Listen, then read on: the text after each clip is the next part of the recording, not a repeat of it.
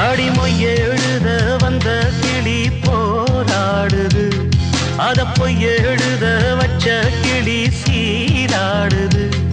இதில் யார சொல்லி குத்தம் என்ன, எல்லாம் நேரம்தான். அடி உன்னோடு சேராவிட்டால் என்றும் வாரந்தான். தித்திக்கும் செங்கரும்பே இத்தனை நாளெங்கிருந்து முட்டு விட்ட தேனரும்பே போதும் அடி உன் குறும்பே. விட்ட குறையோ தொட்ட குறையோ இந்த உறவு என்ன முறையோ.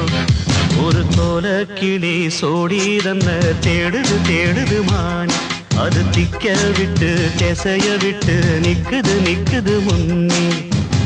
இப்ப வருமோ எப்ப வருமோ ஆசை பிறந்தா அப்ப